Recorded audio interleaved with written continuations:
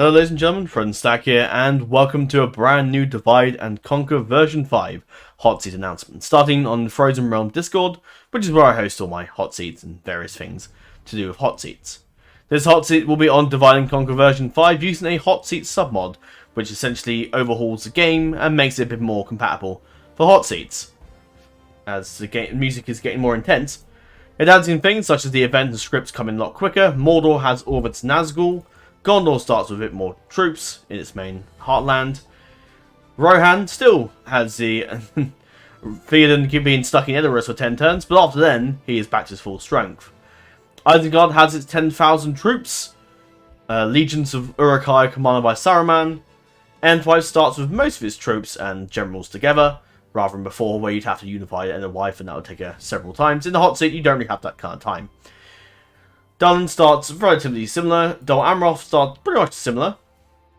Harad starts with a fair bit of its territory, including Ankaragmir, which eventually they'll be able to recruit Mumakil.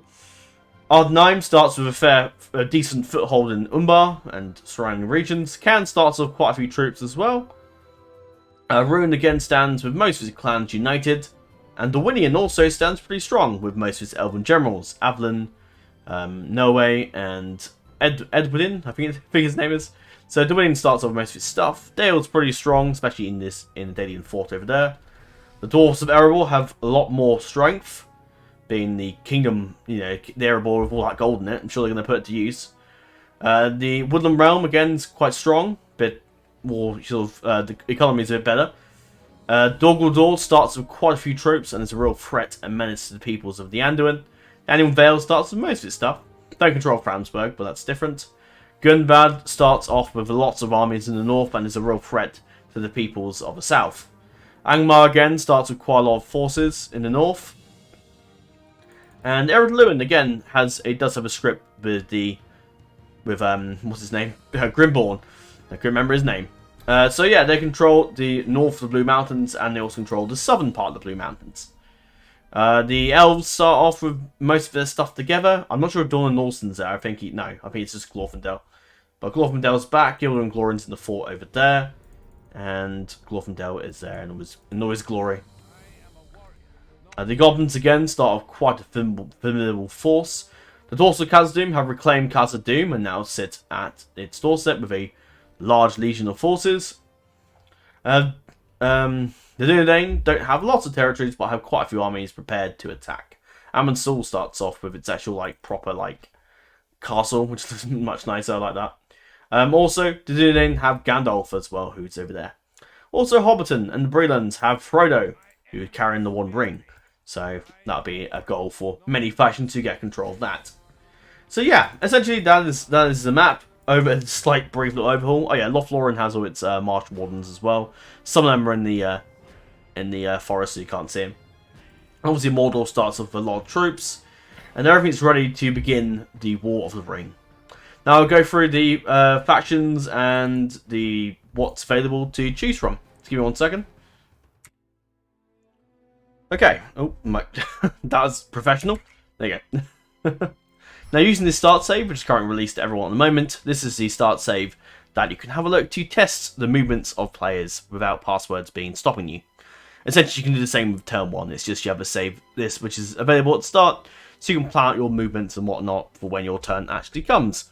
Now, there are a few alliances. This hot seat is a good versus evil, so first of all, we have alliances. So essentially, all those factions on that side are at war with these guys. I think that's everyone. Yep. So everyone on that side's at war with them, essentially. I think is there a few factions missing? I think it's everything. Yeah.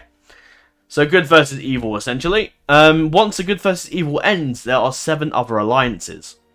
Now, when the game finally loads, I will show you each of these alliances, but I'll go through the names of them. The first alliance in particular is the number 1, the Heirs of Isildur, which is majority of Dunedain race factions. Alliance 2, the Lords of the North, which is the Northman faction, really. The Union of the Quendi and Sindar is a Elven faction. Then you have Alliance 4, which is the Kingdom of Durin's Folk, which is the Dwarfs. Then you have the Grand Alliance of Evil. The other ones was the Alliance of Good. So the Alliance of Evil, which you'll note has 1 less team in it, because I can't fit them all in. The Alliance 5 is the Dominion of the White Hand, which is obviously made up of orcs and men, and Saruman, of course. The Alliance 6 is the Dark Empire of Melkor, which is made up of orcs and Eastern men. And finally, the League of Black Numenor, which is the Black Numerans and men. So starting off with number 1, the Alliance 1, the Heirs of Isildur. Now, in this hot seat, there's quite a few factions, as you can see. So what we've done to accommodate and allow as many people as possible to join the hot seat without relying on like 26 players, because that's, you know, very difficult to achieve in hot seats. So what we've done is you'll be playing 2 factions. The first factions you'll be playing as is the Knights of the White Tree, which is the Dunedain and Dol Amroth. I will show you off the Dunedain for now. In your family tree, you have Aragorn and son Elfarin, who hasn't come of age yet, and would like to take some time for him to come of age. You have Halbarad of the North as well, a stalwart and defender of the people over in Matriarch. No. I thought in version 5 of DAC he isn't Matriarch, but he's been moved. And the castle, we've got Arathor, another of the Dunedain, some Dunedain troops in the fort there, Hervagil, and where is he? What's his face? I thought he was... he's over here, in that fort just south of Matriarch. I thought he was in Matriarch somewhere. I was right. And of course, Gandalf the Grey, who I will imagine, well, I'm pretty sure he will come back as Gandalf the White if he does get killed in battle. But the Dunedain are sparsely all around the lands of the Bree Land, defending it from anyone who will try and destroy the Bree Land and whatnot. That's the thing, the Knights of the White Tree are very much sort of defenders, the defenders and fighting force of, well, Daimroth, of Bree and Gondor. I'll get to Gondor in a second, but this is the Dunedain. The next faction in the Alliance is the Principality of Dol Amroth. You will note that thanks to Jimmy, who is obviously the creator of this submod, and has also come through and changed up this strat for me to allow us for the turn order to be specific as to what factions are in order of the team. So otherwise you have Dol Amroth, and then eventually the Dunedain player will get a turn a couple of weeks later or something like that. But it's probably easier for it to just be one after the other, so we don't have to like wait. So the turns are a bit quicker. So yeah, the Principality of Dol Amroth is next. The family tree is Prince Adrahil, who is still alive, one of the best commanders they have. Although Imrahil's not that bad either. And Amandir and Misfen. And Dol Amroth doesn't control Ethelund. Is it Ethelund or Edhelund? I think it's Ethelund, isn't it? I think. Dol Amroth, Methrast, Linhir, and Gorbal Torfalla. So Dol Amroth start with a decent force and a decent domain, and will likely focus their efforts against these southern forces. They'll be in charge of defending Gondor from the forces of Mordor. So yeah, that's Dol Amroth. So Dol Amroth and Dunedain, as of the recording this video, which is on the 4th of November, and that's probably when this will go up. This faction is still open and is available for selection and for choice, so you can choose this faction as well as Dunedain. I'm just sort of counting them as one faction, because that's, yeah, you get the gist. Anyway, on to the next, next faction, or factions in the Alliance. So essentially there's 2. There's 2 factions, so there's 2 factions per player, and obviously there's 4 factions in the Alliance. Apart from the Elves and the Dwarfs, there's 3, because there's not as many Dwarfs and Elves. There's not 4 Elven or 4 Dwarfen factions, so I've had to lower it a bit. So there'll be a faction, you'll be playing one of the factions, one faction in the Elven and Dwarfen Alliance. But yeah, Dol Amroth and the Dunedain are available for being chosen as a faction. The next set of factions, which have already been chosen, so they're not available to be chosen, because someone has already got in there and nicked it. The player by the name of Spartan has chosen Gondor and Bree Land. So this faction is called Stewards of the Faithful. The Faithful being the Kingsmen, well not the Kingsmen, but the men of Numenor that sided with Elendil during the whole strife and all that business when Sauron was trying to take control and power and whatnot and all that stuff. So Gondor is next. Gondor starts off with obviously everyone in the family tree: Boromir, Faramir, Denethor, Huron, and Angbor the Fearless, and many other generals in Gondor. As you can see, straight off the bat, they did not control Isle Skidioth. Isle Skidioth is held by a very large rebel garrison, which is the buffer between you and Minas Morgul. Apart from Heneth and Noon, Faramir's pretty close. I'd move Faramir out of there personally, but yeah. One particular thing I will note is that spies and agents and all sorts of different agents can now be recruited, such as assassins, diplomats, priests, and merchants. I don't think he's added princesses in. I could be wrong, because I haven't actually checked if princes come of age yet, but I'm pretty sure they don't. And if I take Boromir out a second, you can build forts, but at a very lengthy cost of 5,000. Watchtowers have been maxed out in gold. It's just basically to stop people building watchtowers. Quite a lot of people will build watchtowers right here, like there. Obviously we can't because there's no don't have any money, and that will basically block off the. And you can't place a fort on crossing there, which is quite useful to stop your enemies from getting across. Put 4 units in there, and then they're not getting across that river crossing anytime soon, and they have to go all the way around the Hen of Noon, and that's a right pain in the ass. So that's the power of forts in the Hotseat. Very, very, very useful things. Inside this Tirith, they have a very large garrison. Pelagia also has quite a strong garrison to the south, which you can use to expand against the rebels in Hurrendor, or potentially watching out for the forces of Harad and Umbar and Khand. That's Gondor. The next faction in the alliance is Breland, who don't have a family tree, but they do have quite a few different generals. Baratheon the Ranger, Bilbo, Frodo, Paladin, Will, Alf, and Councilman Andy stand ready to defend Bree on all the lands inside of it. Bree starts off a heavy force. A lot of the forces have Hobbitons, apart from Bilbo, who comes with the Dwarfen Travelers. And they're called Delving and Bree. Yeah, a few forts around defending the border as well. So that is the alliance. That is the Stewards of the Faithful. I call them stewards because they're sort of. In my head, then the knights of the Dunedain and the Armoth with the Swan Knights, whereas the Gondor and Breland are more the stewards of the land, defending, keeping the land safe from all those that will get in the way of problems and just killing people generally. The next alliance is the Prince of Ravanion, the Princes of Ravanion, which is the faction and which is Dorwinion and the Anduin Vale. I call them princes because, yeah, I was being very creative with the names, okay? So this faction, the faction of Anduin Vale and Dorwinion are both open. The next one in the alliance is not, so this is the Anduin Vale. They have a family tree. You've got Lord Bjorn, Grimborn, and Gleorwine. And many other generals staying ready to defend the Anduin Vale from all those orc scum that would seek to destroy it. And you've got Fulcrid as well with some hobbits at Fenholm. And most of them are pretty much defended. Obviously, you don't have Framsburg. You have a spy to the north, so you can spy on the forces to the north. And you have quite a few forts and stuff around. So, Anduin Vale has a decent force to defend themselves. And also, Radagast is around as well, which is only a diplomat, so he's not going to be a general leading armies, but he's still around to help the people of the Anduin Vale.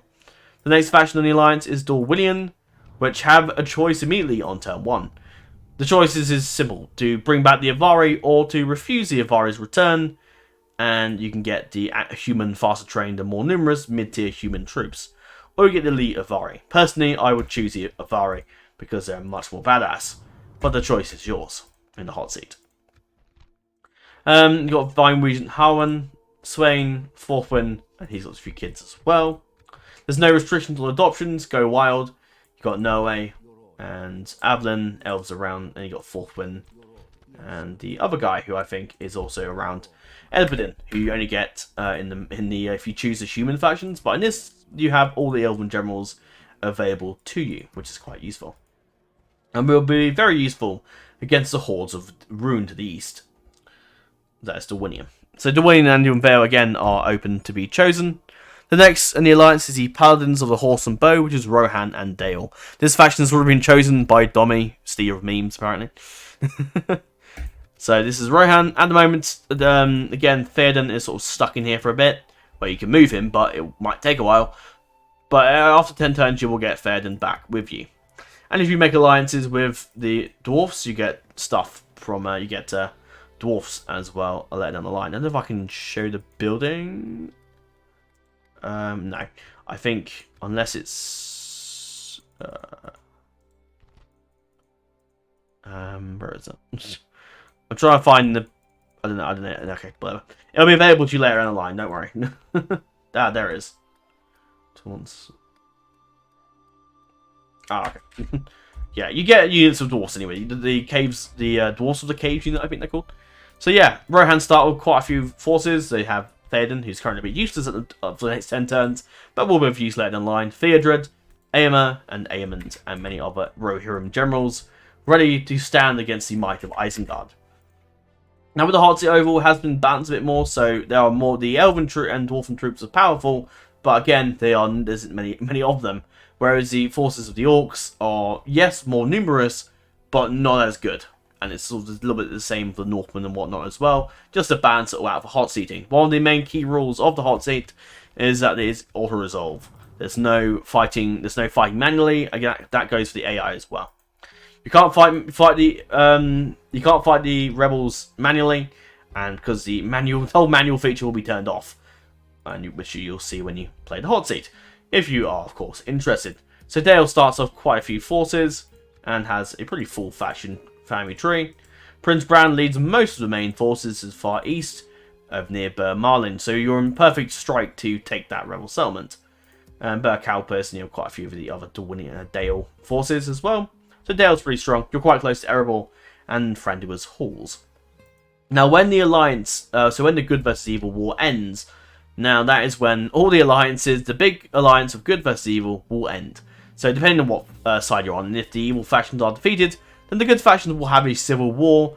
So alliances with the Goods will end. So Dale, Wall, and Rohan in the alliance of the Lords of the North will be at war with the Dwarfs and Thranduil's halls.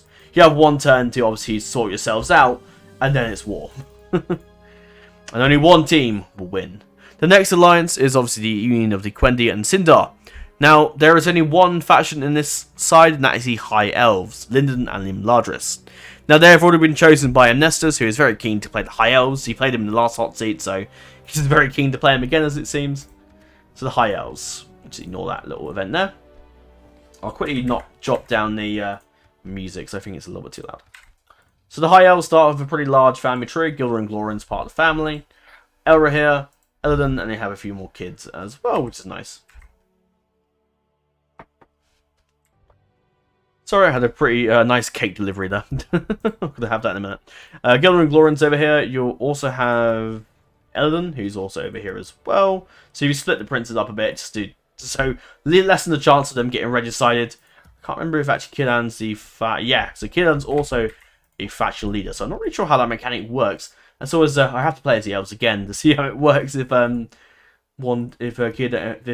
dies, would Killan be part of the family tree? I don't really know. And everyone's got two factions in it, so I have no idea how the hell that's going to work. But, yeah. Maybe you might find out. And, of course, you have Glorfindel and all his glory. Yeah, Dorlan Norson isn't here, unless I'm mistaken. No. I think he probably will appear when the Gwyfi Myrddine has been restored to Elven glory. So, yeah, the High Elves is one faction, and has already been chosen, so they're not available for choosing, unfortunately. On to the next side. So, yeah, the High Elves are called the Remnants of Gil-galad, because obviously Gil-galad was the king of the ancient kingdom of Lyndon before he died. So the next alliance is Realm of... Well, not alliance, but like sort of faction within the alliance, if that makes any sense. Realm of Yavanna, which is Lothlorien, and the Woodland Realm. Now, these two factions are indeed open and are available for being chosen.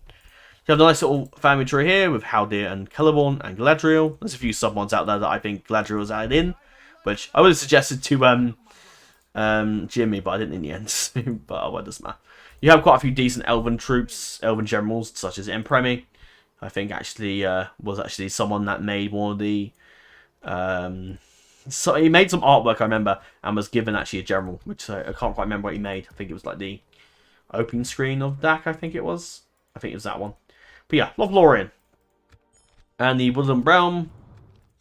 Again, ignoring the Dornian thing. You got Thranduil, Legolas, and there's another general as well, and Orthadir, who's just around to give a hand. And leaves the, yeah. So yeah, that's the Woodland Realm. We start off with quite a few armies and a nice little couple forts as well with troops inside. Move on to the next alliance was the Kingdom of Durin's Folk. So the first basic sub-faction, not really sub-faction, main faction, the Dwarfs of Khazad-dûm. The Dwarfs of Khazad-dûm, and you also have the Ered Luin as well. They're known as the Guardians of the West. Now these two factions have already been chosen by Kodu, who's a fan of the Dwarfs, and was quick to choose them. So Khazad-dûm, as you can see, have already reclaimed their seat of Khazad-dûm, and also Oin is also there as the faction heir. So in case Balin got killed, hopefully not, he's also there to take over. So Khazad-dûm won't get taken out that easily. So yeah, Khazad-dûm don't have a lot, but they basically start here. They have a decent bit of money, got some diplomats and things, and yeah, Khazad-dûm's pretty neat. And on to Ered Luin, which have quite a big host at their. They got Grain, Nar, and Gore. So you got Thranduil's Halls, got quite a few troops in these settlements that are very poised and ready to strike against their enemies. Buzzardune will certainly need it when Aerithwife come picking or come knocking. So yeah, Ered Luin and Khazad-dûm again have been chosen, but however, the Dragon Slayers of the North, which is Erebor, which I've called Erebor and the Iron Hills because they are the Iron Hills as well. I think it used to be in the old DAC, they used to be called Dwarfs of Erebor and the Iron Hills, I'm pretty sure, a while back, but yeah, that was all a long time ago. Erebor control have Dane, Lord Thorin Stonehelm, Gloin and Gimli, and a few other dwarven generals. I think we have Dori, yeah. Dori is also present as well. And the Dwarves of Erebor start with quite a few troops, but you're certainly going to need it against the forces of Gundabad, who have quite numerous troops. So yeah, Erebor is still available to be chosen, so it is open for picking. So yeah. Moving on to the next alliance and on to the evil factions. The Dominion of the White Hand. And the first of the alliance of the factions is the Vanguards of Saruman, which is Isengard and Gundabad. Which I wrote them as the Vanguards because like they're the. Do I need to explain it every time? Probably not. You know why. They're fucking powerful. They're the Vanguards. They're the ones going up front, so you get the gist. You have Saruman the White and Isengard, Lurtz, Ugluk, and Zogluk with quite a few troops in Durwrath, Eisenrun, Isengard, and the Fangorn camp. They have many troops at their disposal and poised to strike against Rohan. So that's Isengard. The UI will update. It's just going to stay in the Gondor one. I think they're doing the name one, because I need to reload the game. It will be different for you. You just have to reload the game every time to get the UI to change, so I'm not doing that, obviously. So on to Gundabad. Now, this faction hasn't been chosen yet, so it's available for choosing. And that's a woman, so you'll get a guy with that at some point. Hazol the Bloody, Mazog, and Gurzog. They both start off with quite the large, formidable forces. Oh, that's the wrong thing. Where's the list scroll? Oh, okay. That's bugged out for some reason. Oh well. And how do you say his name? Musrak? Yeah, orc names are very confusing. Well, not really confusing, just very harsh in the tongue. They are birds called Mount Gundabad, Dane's Halls, and on Nazanar. And they're very formidable. There's a little goblin army you can fight as well to get yourself ready for your enemies. On to the next faction, which is the Chiefs of the Mountains, Dullendons, and the Goblins of Moria. And the Dullendons are closer, or Dunland are just generally close to the mountain. I'm going to rename them to Dunland. But yeah, I always call them Dunland. I don't really like Dunlendons. I can never pronounce it. They're close to the mountain, so you can understand why I call them that. But yeah, you have Dunlarak, Byrig, and Dunyard. Yeah, it used to be Dunyard, used to be the capital actually, but now they have changed. And yeah, the Dullendons are quite powerful and are quite strong and ready to help against Isengard, against Rohan, or perhaps move north against the elves and the forces of the Dunedain, or the last of the remnants of Arnor, really. The Goblins of Moria start off with quite a few troops in their mountain holds. Look at how many troops they have, loads. Zagkala has a very large army, as does Kala Gorge. Goblin Town have a formidable host, so they will be very powerful. But as you will notice, despite them having loads of troops, their stats aren't that great, apart from trolls. Obviously, trolls are amazing. And Ananarod, so yeah, the goblins have a lot of troops at their disposal. On to the next alliance, which is the Dark Empire of Melkor, and this one is the Shadow of Sauron, which is Mordor and Dol Guldur. Mordor and Dol Guldur have already been chosen by a player called Keldo, who's been to quite a few hot seats before, so he's obviously welcome to them. So Sauron and Mordor have a lot of troops at their disposal, you can see, and all the Nazgûl at their disposal, as well as a special familiar face, Ankantar the Inquisitor, which I think is pretty cool. For those that have already seen it, I've already started a Mordor campaign with this submod, because I love having all the Nazgûl and Ankantar and everything ready to go. And so far, it's been a bit of a fun campaign. I need to record episode 2 at some point, so stay tuned for that. So yeah, Mordor, as you can see, start up with quite a few armies, especially on their western front in Minas Morgul, the Witch King of Angmar, Morannon, Barad-dûr, and even some troops with Angantar to the east. So yeah, Sauron is present, of course. Sauron obviously requires a ring from the return. But when he comes back, God, he will be ripping shit across the battlefield. So yeah, the Mordor start off with quite a few troops. And yeah, very interesting. And obviously I've started the campaign as them. So if you haven't already watched that, go watch it. It's pretty fun. On to Dol Guldur. So they have quite a few troops. Lord Camor the Easterling. So they have 3 Nazgul here. Lagron the Neck, a Glaracor the Sycophant, and Euleron, a fellow... Is he Dark Numenoran or more East? Yeah, Man of Melkor. So Easterling pretty much. And he has quite a few troops as well. So Dol Guldur starts with quite a few armies ready to push against the Anduin and the Woodland Realm. So that's them.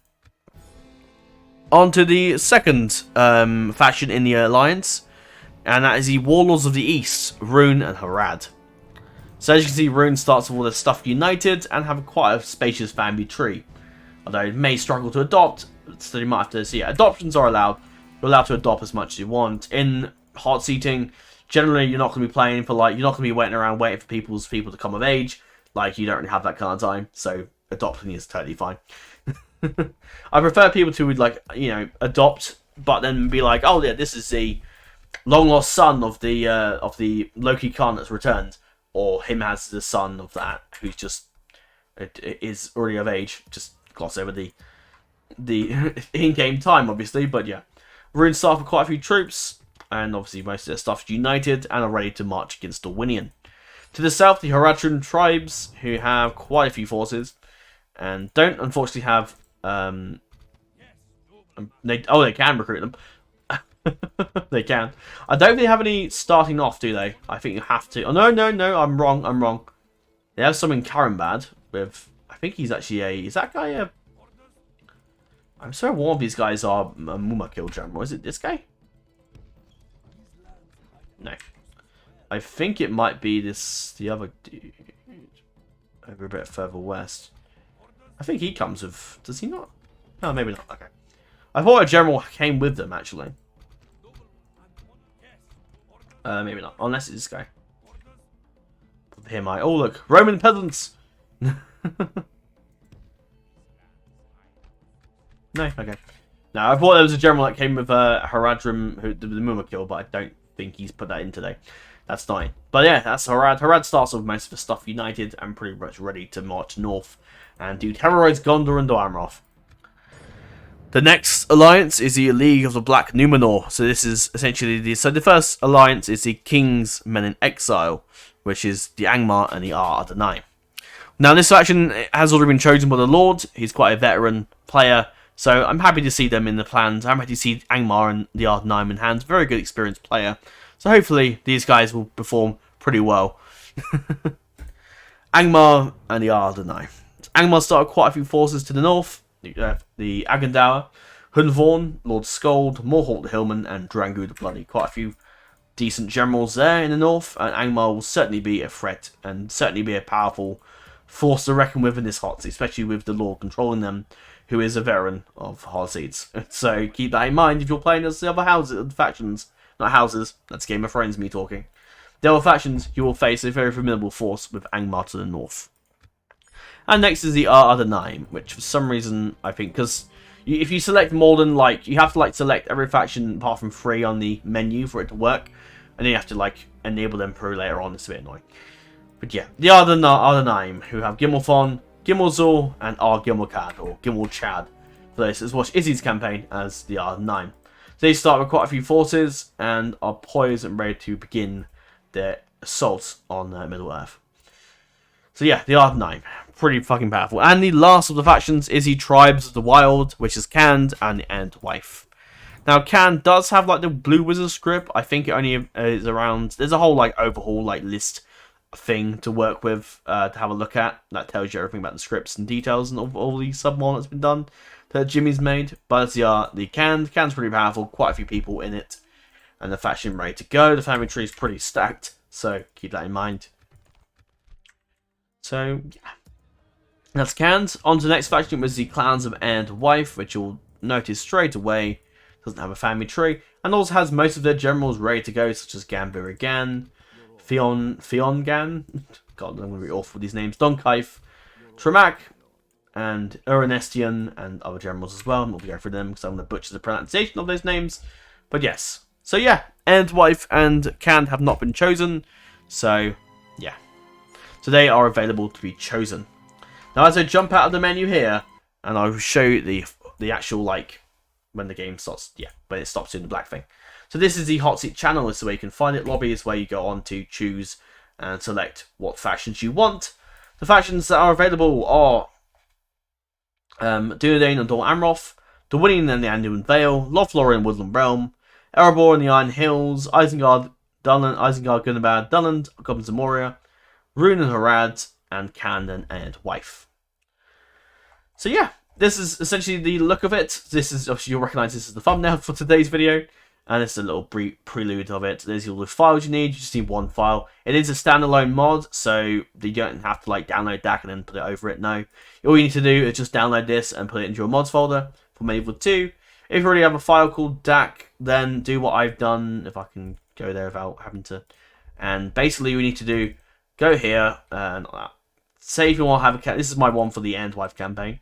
So all you need to do, rename the folder, and also rename this as well.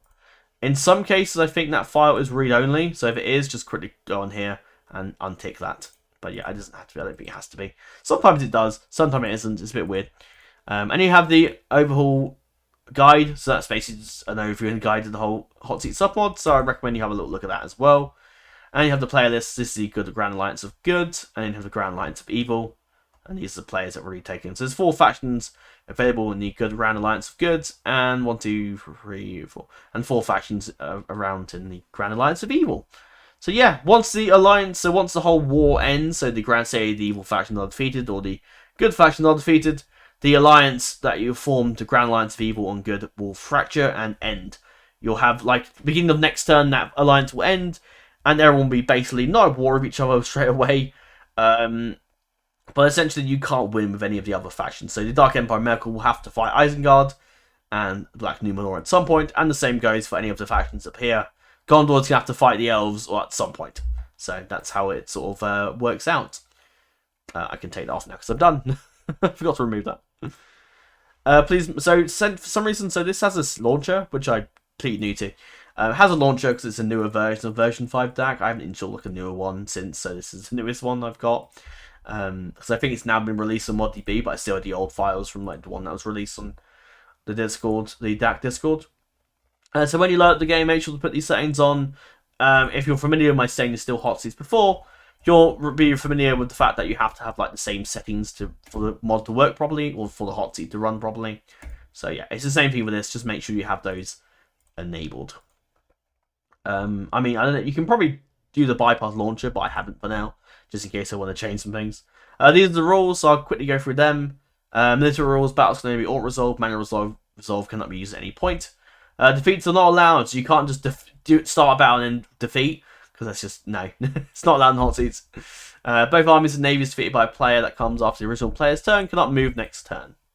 No signing out of fort/castle, which is forces which were defeated last turn. Naval battles require at least 1 to 2 for the attacker, because otherwise you get like stupid results. Posting pictures of the battle logs and results is mandatory. I'll give you an example. In let's probably this. No, this one's had some recent battles recently. Here we go. Basically, you need to show that essentially. So just take a screenshot on the Steam Discord thing, Steam overlay, or take a picture on your phone if need be. Yeah, it's no real excuse for not being able to show it. Just take a photo. Hide your finance and minimap though, because otherwise you're going to show everyone with your shit. I did an example on here as well, actually. Because this is what I did. Basically, I did this. I basically used the snipping tool to cut that up, and then did the same for the results as well. To basically make sure nothing can see anyone while I was subbing someone's turn. That's you start save for testing. That's stuff about ransom. You can't ransom, you can only execute or release prisoners, because the ransom feature just doesn't really work properly. You can't surround enemies so they die at every defeat. That's a bit fucking cheesy. And this is a little rule on ballistas and catapults and trebuchets. Diplomacy rule: there is 1 turn peace. You can't no attacking / entering / faulting enemy territory, except this is agents and units that start enemy territory. That is not the same for AI, so you can take rebel stuff straight away. Doesn't matter if you can. Asking AI for anything other than trade, peace, or map information is strictly forbidden. You also can't lay siege to settlements as well, because I thought I mentioned that. You can sell territory, but only a maximum one region per turn. And you should just, when you obviously get gifted units, so just expand all of them but one, because otherwise it's a bit fucking cheesy. The game gives you like 5 units of fucking Gil-galad's company, and it's like, what the fuck?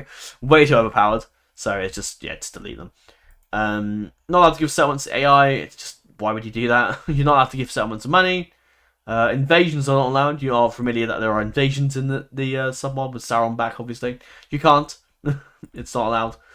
Because you have crazy movement points. Like in my Mordor campaign, for an example, I did a Witch King. I did the invasion as a Witch King over in like Minas Morgul, and I teleported, basically went all the way to Pelargir and took it in one turn. So like the movement points is just broken. You can make non-aggression pacts, but they can only last for 10 turns and must be renewed thereafter. They can also be cancelled at any time. So yeah, because I've had in past Hotseats, we've had people make non-aggression pacts that have lasted permanently, and then we run into the issue of people eventually wanting to kill each other. And so, like, yeah, it's just, I had to put a rule in for that. You can capture generals and stuff like that, so I can move him into a region you want him to be moved at. So you capture, like, say, Boromir, and move him over to, like, Barad-dûr if you wanted. So when you defeat other enemies, you can request there. So say if Gundabad killed Prince Thorin Stonehelm and wanted his sword or crest, they can claim it. Map rules. You're not allowed to suicide your faction. I've had people in the past, such as Donald Trump. Yes, his username was Donald Trump, and basically suicide his faction, which left a massive fucking hole in like Spain when he did that, because like he controlled loads of shit. So yeah, no, I'm not allowed to suicide your faction because it's just fucking cheesy and just a massive exploit.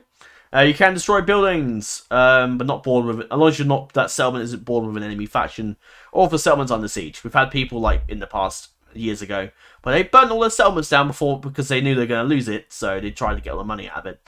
You can't do that, that's cheating. You can't block river crossing with ships. You can't sail from a blockaded port either. For some reason, the game lets you sail away, which is just stupid. You can't do that.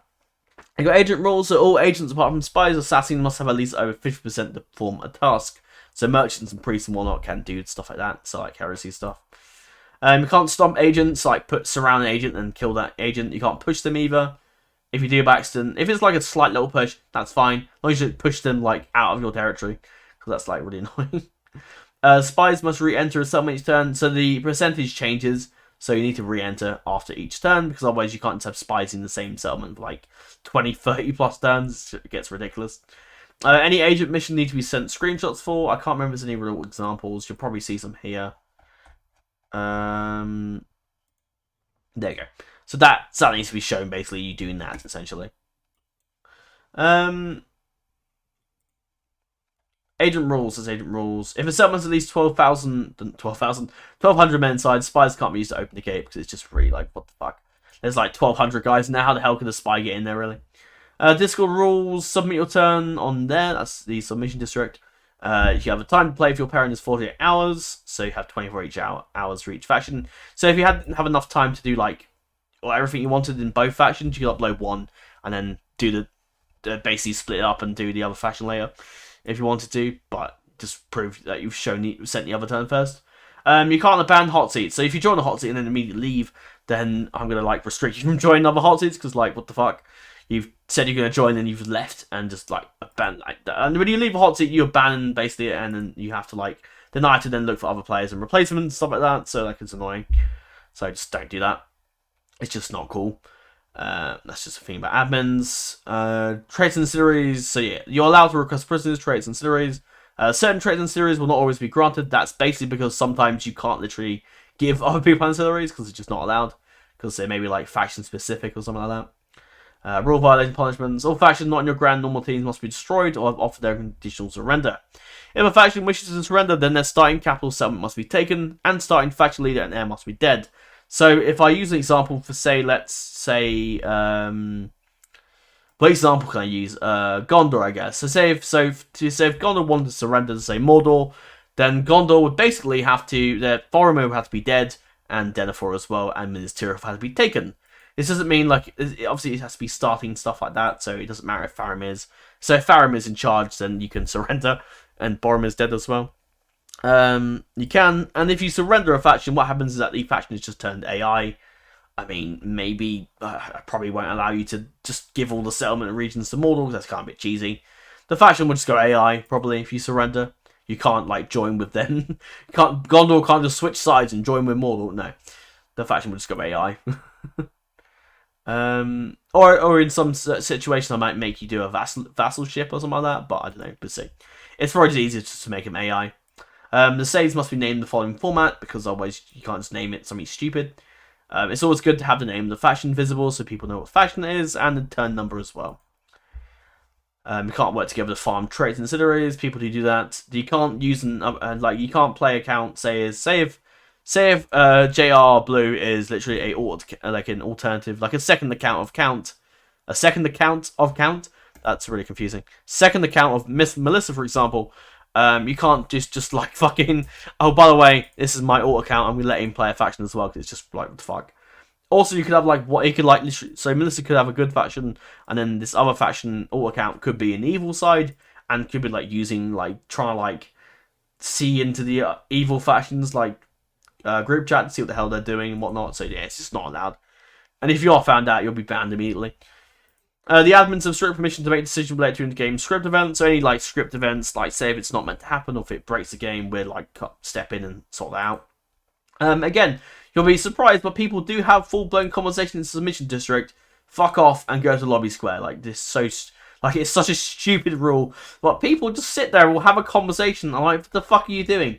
It is for uploading your turns, not for sitting there having a conversation. Like, what? There's a whole channel for that. Just do that there. It's just so stupid.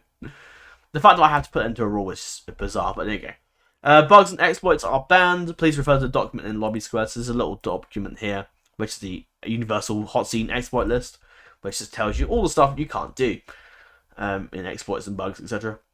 Lore and game rules. Campaign and battle difficulties on medium. In a Hotseat, you can't literally, like, you can't have very hard, full, all round. It's just medium. Factions in the Grand Alliance of Evil and Good may not ally with each other, because I can see people try and get away with that. Factions in your individual alliances, which is one of the 7 alliances, cannot betray one another. Once either side of good or evil vanquish one another, then the Grand Alliance shall end, and only one of the 7 alliances can win the Hotseat. And the good or evil civil war shall begin at the start of the next turn. So what I'll do is I'll probably delete the channels when that happens. So there's so each of the 7 alliances have their own additional victory conditions that they must fulfill in addition to defeating the other alliances. So when you defeat the other alliances, you also have to fulfill these quests as well in addition to defeating the others. So Alliance 1, the heirs of Isildur. They must establish the reunited kingdom. This can be created by holding the Numinas, Faunus of Rhine, Farbad, Minas Tirith, both for Skilius, Minas Morgul, Dol Amroth, and Harngon. I'm not sure what Harngon is. Is it Horondal? I don't know. Jimmy, comment below. Tell me what that means. But yeah, whatever settlement. I assume it means it's one of the settlements down there. But I'll double check with him. Additionally, the rebuilds of Skilius, Numinas, and Fornos must also be completed, so you can restore the free city or the 4 cities, I suppose. Arnor must have also been restored as well in the north. After this, Aragorn or his closest surviving relatives, say if Aragorn's died, must travel to Minas Tirith to be crowned High King. You can't just teleport now, you have to walk there. And all factions, so he'll be crowned High King, and all factions get a one-time 20k bonus. So Bree, Dunedain, Gondor, and Dol Amroth all get 20,000 gold. Alliance 2, the Lords of the North. Their goal is to reclaim the Kingdom of Rhovanion, which can be done by holding all the Rhovanion provinces for 10 turns, and must move one faction leader into Rhovanos for a turn after this. So that's outlined in red. That's the faction, the region there, outlined in red. Dornian has a nice little goal straight away. They're doing quite well. The reward is they may promote the faction leader of one of the factions in the alliance. That could be Dornian, Dale, the Anduin, or Rohan, to the King of Rhovanion upon spending 1 turn in Rhovanos. The admin will give each faction in the alliance a one-time 20k gold reward, so each faction will get a 20,000 gold. Alliance 3, the Union of the Quendi and Sindar. The Elves' goal is to restore all the Elven homelands, not including the Vari lands. Starring regions plus Ost in Hifil, which is it there or there? Somewhere over there. Ost in Hifil. Yeah. Isn't it? Yeah. Everlond, which is a little region here, and Dol Guldur, which used to be known as Amon Lank long ago. The Old Elven Road, which is like, is it up there? I think that one there. I think it is. Field of Celebrant, which is like over there somewhere. And they must build both Gardens of Ivana as well as rebuild the Fort of Eregion and turn it into the Quaifi Murdine. The reward, the leader of the High Elves will be crowned High King, and all elves in the faction receive a one-time 20k bonus. If there's a fight over that, then I suppose either Woodland Realm or Lothlorien can become like the High King. If Woodland Realm is like throwing a tantrum and like the High Elves like, ah, fuck it, you take it, then it doesn't really matter.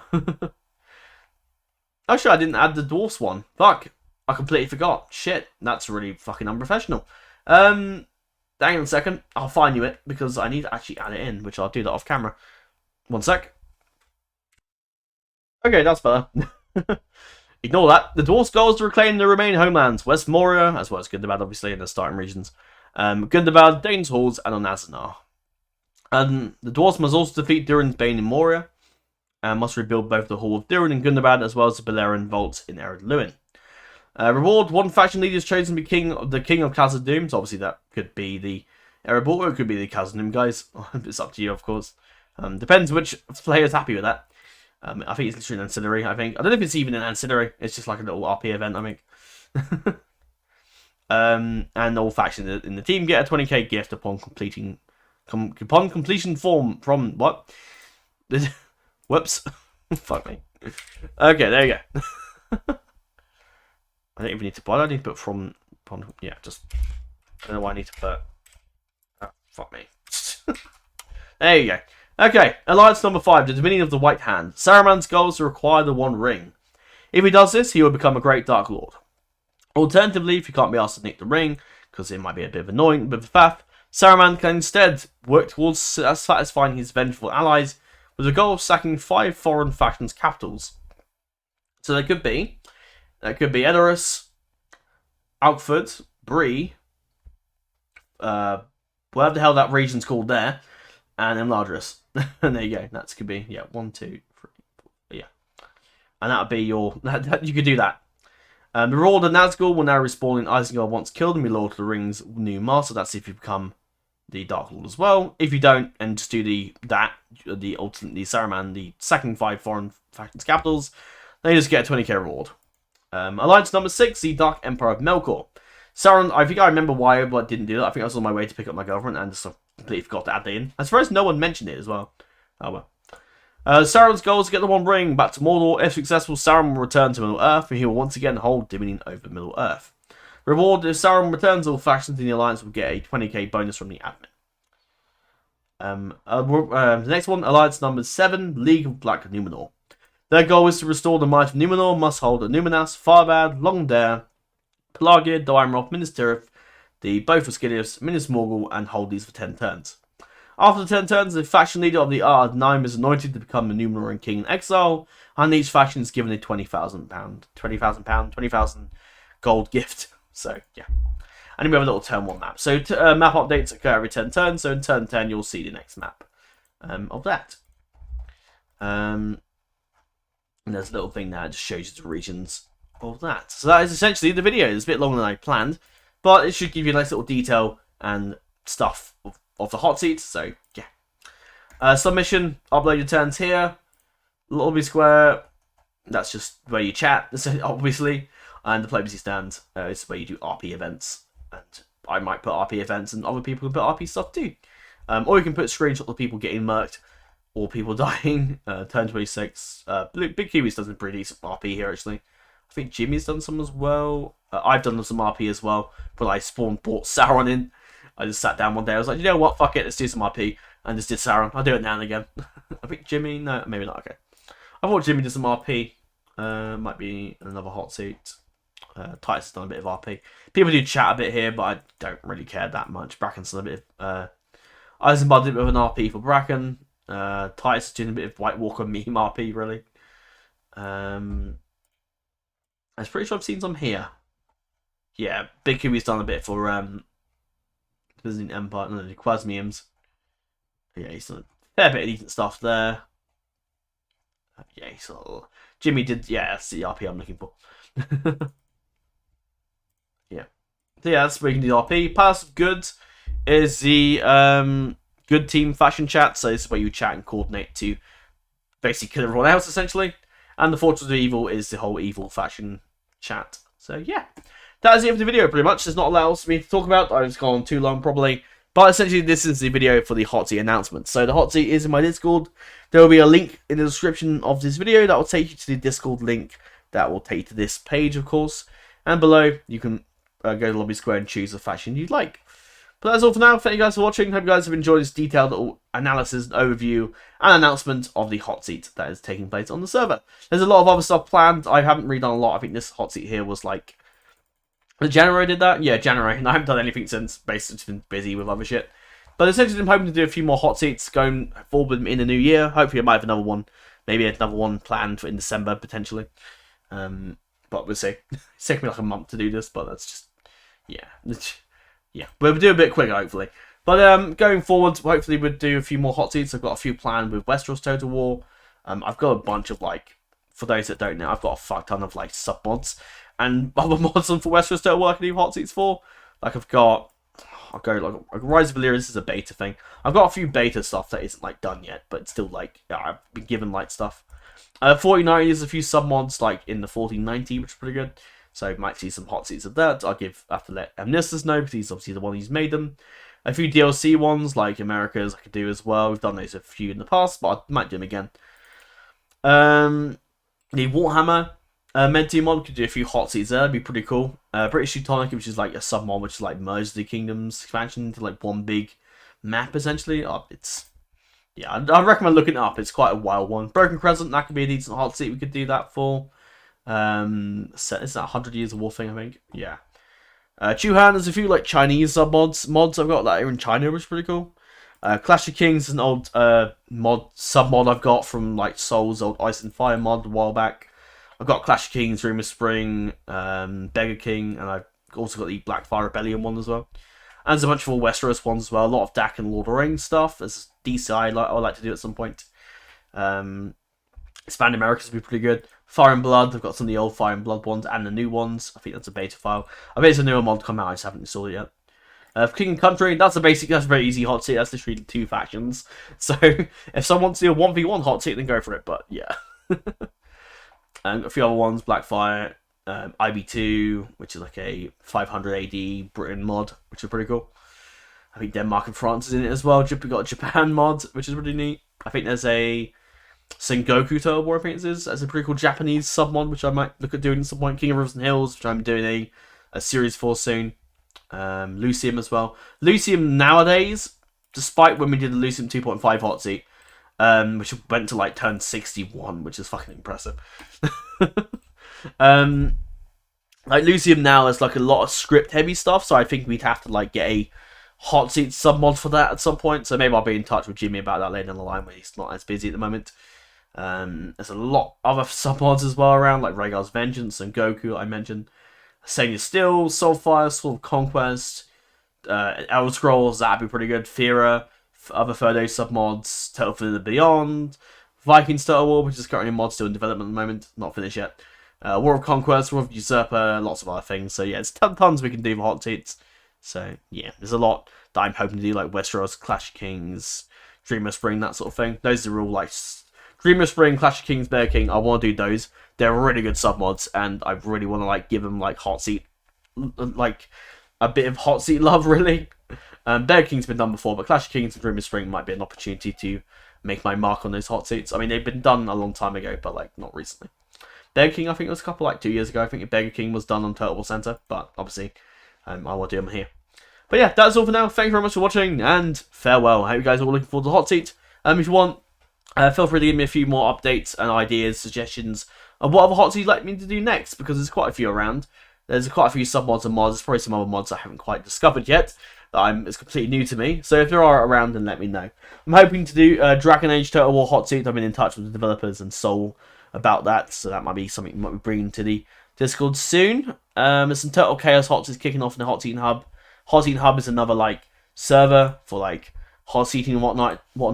That's the randomizer one's so chaotic. So yeah, it's a Total Chaos one going off with a randomizer tool, which basically does that to your mod to the game, so it's really fucking chaotic. But yeah, Total War Hub, Hotseating Hub's got that coming up soon, so stay tuned for that. And the YTWM clan is also doing a, I think, didn't YTWM mention something about about Hotseat later down the line, so that might be coming out soon. And there's a Rise of the Republic one. And this is doing a decent job. Hopefully he's going to look at doing some more like sub-ons for that, which is pretty cool for Rome Total War, for people that love the Rome Total War hot seats. I've been telling him to do EB2 because I think EB2 would work better and be more compatible. That's another hot seat idea. Total War HQ, I think, is doing another DAC hot seat. I'm not sure where I don't know where the hell the channels are. Maybe it's like private, but I think they're doing another DAC hot seat at some point. Although I've not seen much in the way of like advertisement for it, but I think they are. So stay tuned for that if you want to join another DAC hot seat. That's not the channel I'm looking for. But yeah, there's other stuff coming. Stay tuned. And yeah, I'll go over quick ones before we round off. I've actually updated the schedule. I might go over this in... Actually, no. Do you know what? I'll go over this in my next video that I'm going to record for House of Dragon. So stay tuned. But anyway, that's all for now. Thanks for watching. And till we meet again, farewell.